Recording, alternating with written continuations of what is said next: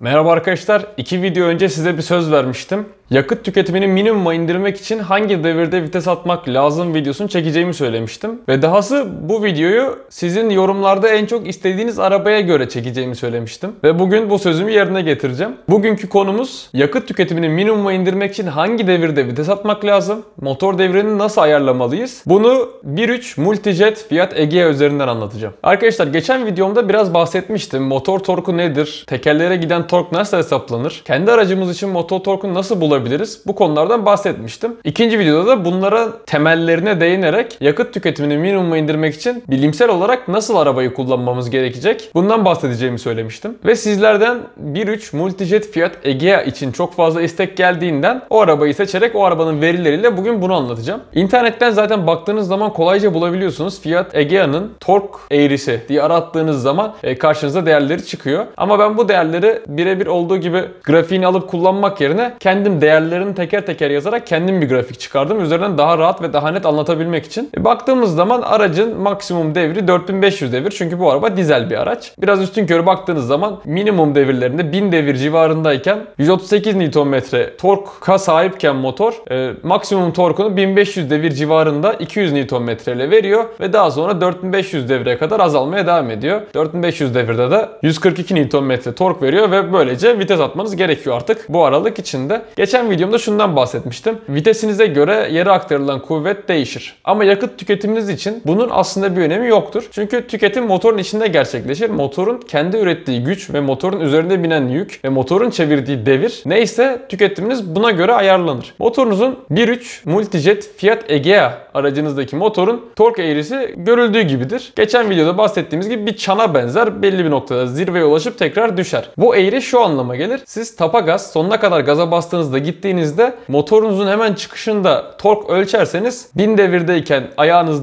dip gazdayken 138 Nm'den başlar, yükselir ve daha sonra aşağıya doğru düşer. Tapa gaz yapmazsanız bu eğrinin herhangi başka bir yerinde de bulunabilir. Motorunuza binen yükle alakalıdır. Motorunuz kendi kendine idame ettirebilmek için ve aracınızı ilerletebilmek için benzin yakar ve bunun içindeki enerjiyi yola aktararak ilerlemenizi sağlar. Bu demek oluyor ki sizin yaktığınız benzin motorun içindeki sürtünmelere gider, aktarma organlarındaki sürtünmelere gider, tekerlekteki sürtünmeye gider, hava sürtünmesine gider ve eğer yokuşta gidiyorsanız aracın ağırlığına gider ve bütün bunları karşıladıktan sonra aracın hızlanmasını ya da sabit hızla gitmesini sağlar. Biz şu an tüketimi minimumda tutmak isteyeceğimiz için sabit hızla gideceğimiz durumu değerlendireceğiz. Bu araçlar üretilirken belli bir de verimlilik grafikleri oluşturulur ve verimlilik grafikleri aşağı yukarı her araç için aynıdır. Tork eğrisinin altına baktığınız zaman genelde verimlilik grafiği yüksek devirlerde ve düşük güç üretirken çok yüksek olurken daha düşük devirde en yüksek güç ürettiğiniz taraflara doğru azalmaya başlayacaktır. Bu en çok kullanacağınız bölüm olacaktır aslında. Çünkü bildiğiniz gibi düşük devir, yüksek güç aslında en kullanışlı yerdir ve burada motorunuzun verimliliği en yüksek olacaktır. Örneğin motorunuzda çok yük binmiyorken, düşük devirdeyken, örneğin birinci vitesteyken ya da ikinci vitesteyken sürekli 4500 devir çevirerek giderseniz yakıt tüketiminiz en yüksek seviyede olacaktır. Verimliliğiniz en düşük seviyede olacaktır. Ama tam tersi aynı vitesteyken deviri biraz daha düşük tutarak bunu azaltabilirsiniz ve aynı şekilde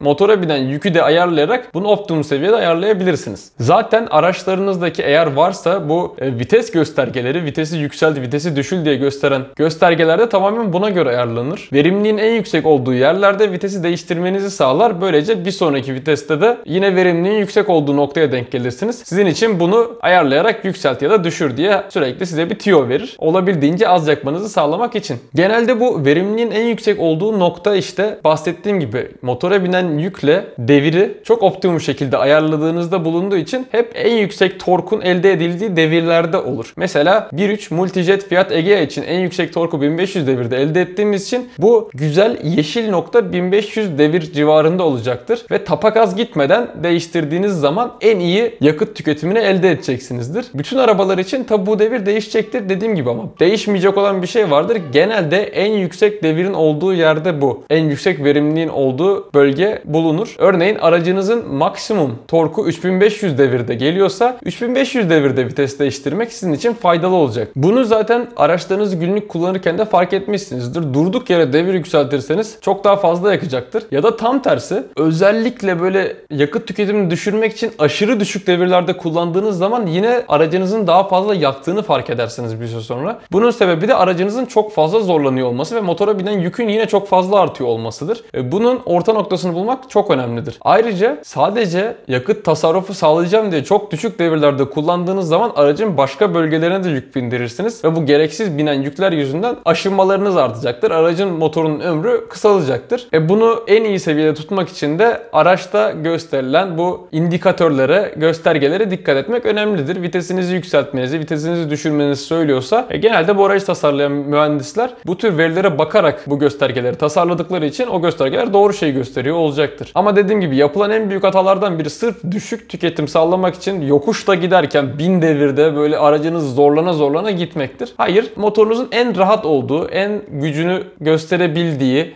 en rahat nefes aldığı diyeyim devirlerde aracınızı kullanmak en verimlidir aslında. Aynı zamanda başka yerlerde masraf yapmamanızı sağlar motorunuzun ömrünü uzatarak. Ben arabamın en yüksek devrini araştırmak yerine kendim başka türlü öğrenemez miyim diyen arkadaşlar için de söyleyebileceğim en basit şey şudur. Zaten aracınızın en rahat gittiği devri hissedeceksinizdir. Hissediyorsunuzdur da. Örneğin hepiniz eminim dikkat etmişsinizdir. Örneğin dizel bir araca sahipseniz 1500-2000 devir civarında aracınız böyle çok daha rahat gidiyor gibi gelir size. 1000 devirde sallanarak titreyerek giderken ya da 4000 devirde gazı sonuna kadar basarken aşırı ses çıkarmasına rağmen istediğiniz çekişi sağlamayacaktır. O hissettiğiniz aracın en rahat gittiği yerlerde vitesinizi değiştirip sabit giderken de o devirlerde vitesi tutmak her zaman sizin için faydalı olacaktır. Yakıt tüketiminizi de minimuma düşürecektir. Ve bu bahsettiğim düşürme az buz değil. Çok yüksek devirlerde kullanırken ve aracınızın motoruna binen yük çok düşükken örneğin o minimum yerde yaktığınız yakıtın 3 katından belki daha fazla bile yakıyor olacaksınız. Ciddi bir fark olacaktır ama zaten aramızda hiç kimse yakıt tüketimi yapmaya çalışıyorken aracı devir kesicide böyle düz yolda hızlanmadan kullanmayacaktır diye düşünüyorum. Ama dediğim gibi aynısı tam tersi için de geçerli. Aracınızı 500 devirde, 1000 devirde titreye aşırı zorlanırken kullanmak da yine aynı şekilde yakıt tüketiminizi aşırı miktarda arttıracaktır. Bunu da göz önünde bulundurun derim. Bugünlük anlatacağım her şey bu kadardı. Önümüzdeki videolarda hangi konulardan bahsetmemizi istediğinizi, hangi arabalar üzerinde konuşmamızı istediğinizi aşağı yorum olarak yazarsanız